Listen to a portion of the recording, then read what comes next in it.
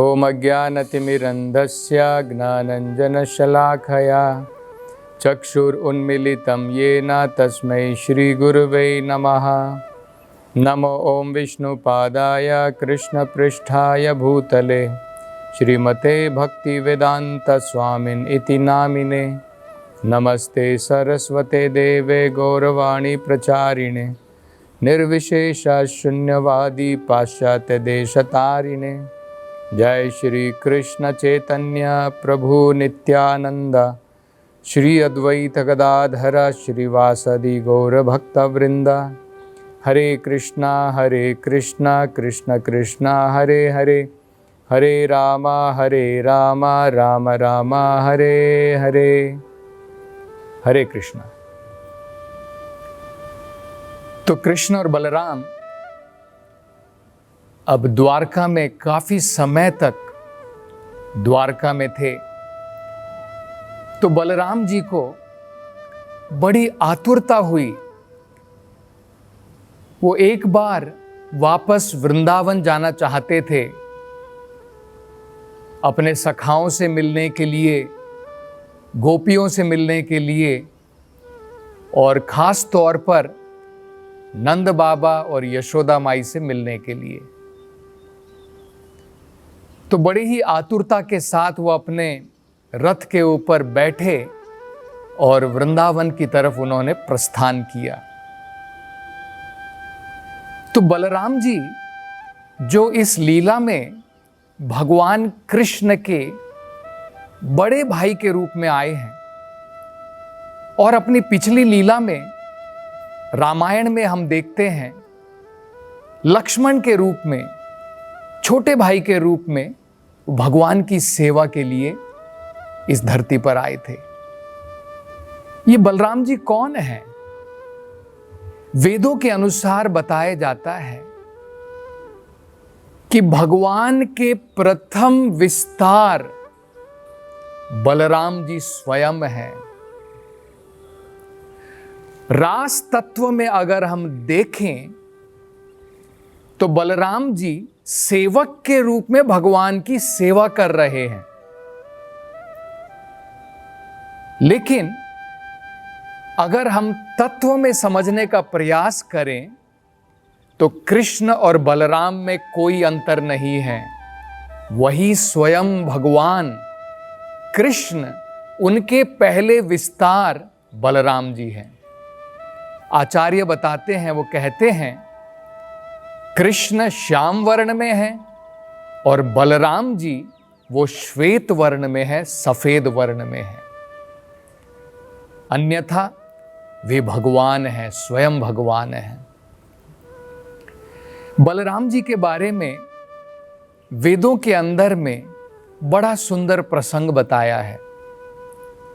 बल का अर्थ होता है आध्यात्मिक बल, और राम का अर्थ होता है आध्यात्मिक आनंद। तो भगवान बलराम जी के रूप में हमें आध्यात्मिक बल और आध्यात्मिक आनंद, इन दोनों को प्रदान करते हैं।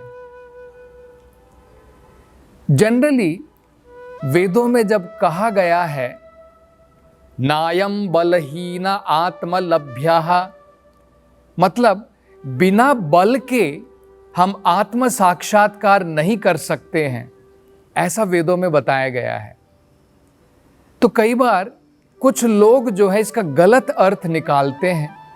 वो सोचते हैं कि जो वेदों के अंदर में बल बताया गया है वो शारीरिक बल है, लेकिन शारीरिक बल का आध्यात्मिक साक्षात्कार से कुछ लेना देना नहीं है। ऐसे बहुत सारे प्राणी हैं जिनके अंदर में बहुत अधिक शारीरिक बल है, लेकिन शारीरिक बल के द्वारा वो आध्यात्मिक तृप्ति नहीं कर सकते हैं, साक्षात्कार नहीं कर सकते हैं। तो बल का मतलब होता है आध्यात्मिक बल। अब वेदों के अंदर में एक बड़ा सुंदर उदाहरण दिया है। भगवान कृष्ण जो हैं, भगवत गीता में जो भगवान ने हमें संदेश दिए हैं, भागवत के अंदर जो संदेश हैं, वेदों के अंदर जो संदेश हमें प्रदान किए गए हैं, उनके बारे में बताया जाता है कि वे एक तीखी तलवार के बराबर हैं। जिस प्रकार तलवार की धार अगर बड़ी तेज हो तो हम रस्सियों को काट सकते हैं, हम किसी भी चीज को काट सकते हैं। तो वेदों में बताया है हम इस भौतिक संसार में 3 गुणों की रस्सियों के द्वारा बंधित हैं, बंधे हुए हैं। अगर हमें मुक्ति प्राप्त करनी है, छुटकारा प्राप्त इस संसार से करना है, तो इन बंधनों को काटना है। इन बंधनों को ये आम तलवार के द्वारा नहीं काटा जा सकता है।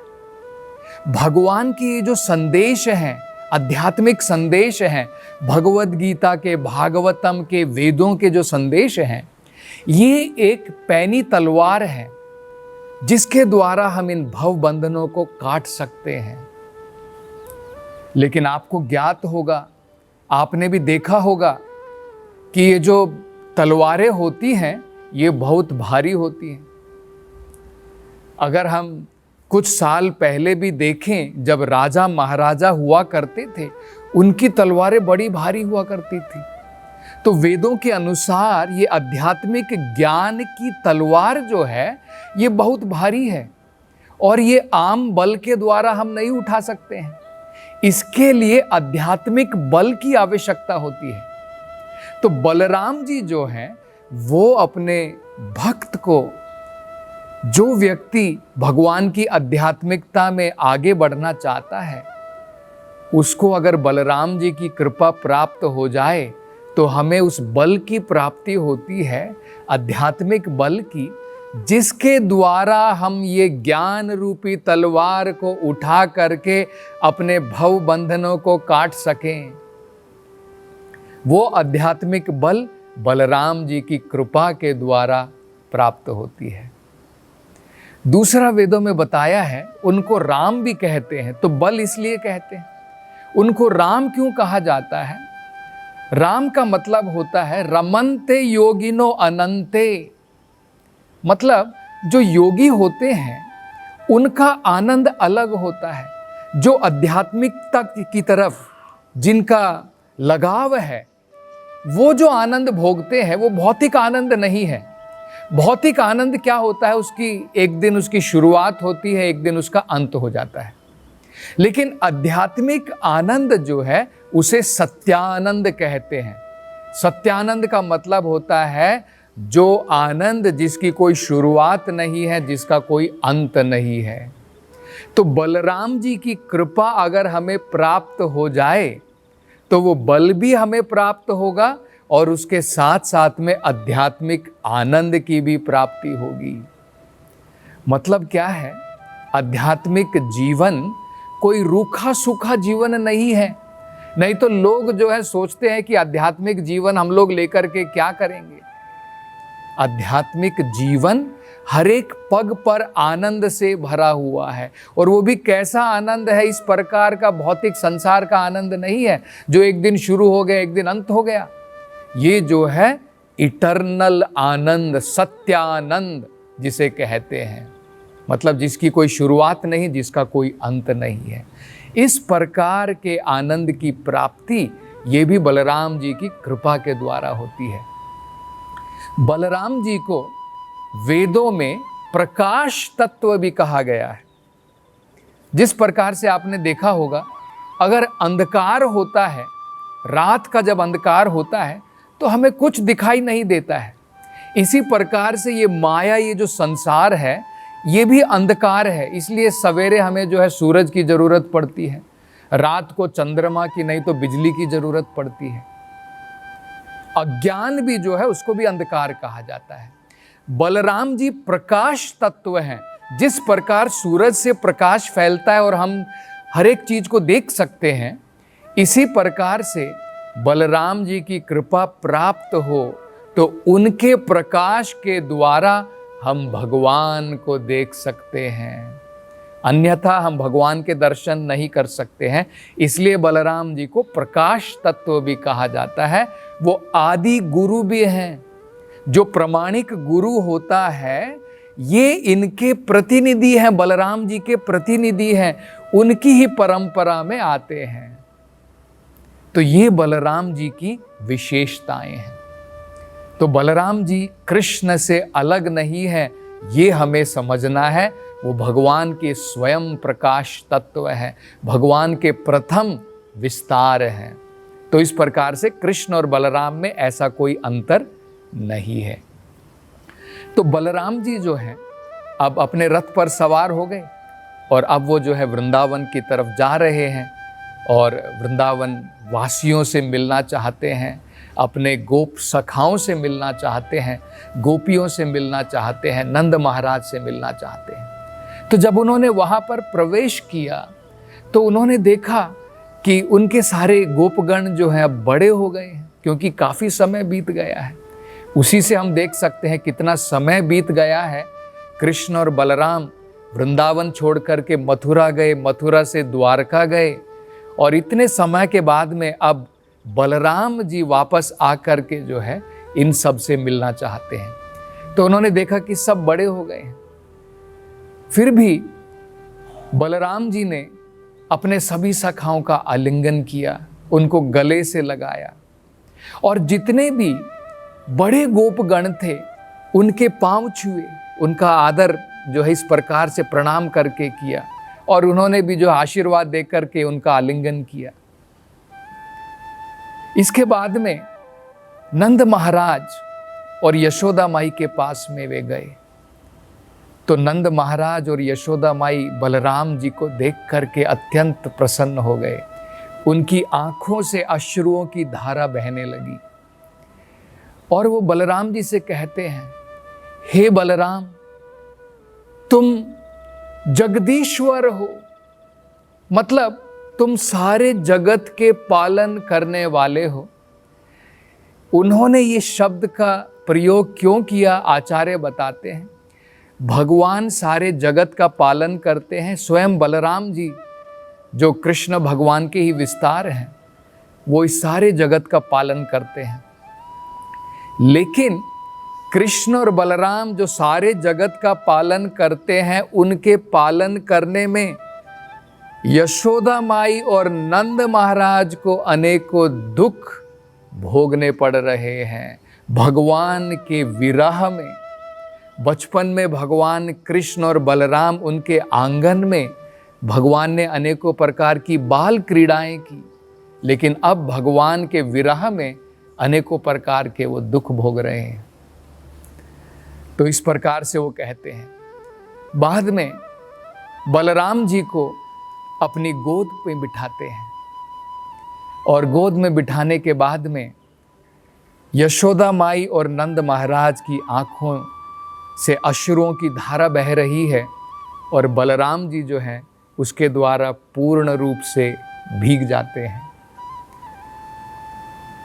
वृंदावन वासियों के बारे में भागवत में बताया है, उनकी इतनी महान विशेषताएं थी, उनके अंदर में इतने महान गुण थे। उन्होंने अपना सर्वस्व भगवान कृष्ण के लिए उनकी तरफ आकर्षित होकर के सब चीजों का त्याग कर दिया था जो हमें अत्यंत प्रिय है, जिनका त्याग करना बड़ा मुश्किल है। अपने परिवार का, धन दौलत का, ऐश्वर्यों का, इन सब का उन्होंने त्याग कर दिया था। वृंदावन वासी भगवान के प्रति इतने आकर्षित थे, इतने मोहित थे कि वो एक ऐश्वर्यवान जीवन भी नहीं जीना चाहते थे। सरल प्रकार से, जैसे द्वारका में बड़ा ही ऐश्वर्य का जीवन था, लेकिन वृंदावन के अंदर में बड़ा ही सरल ग्राम का जीवन था। वहां पर रह करके बड़े ही सरल स्वभाव से वो वहां पर रहते थे और कृष्ण बलराम के साथ में अनेकों प्रकार की लीलाएं उन्होंने वहां पर देखी थी।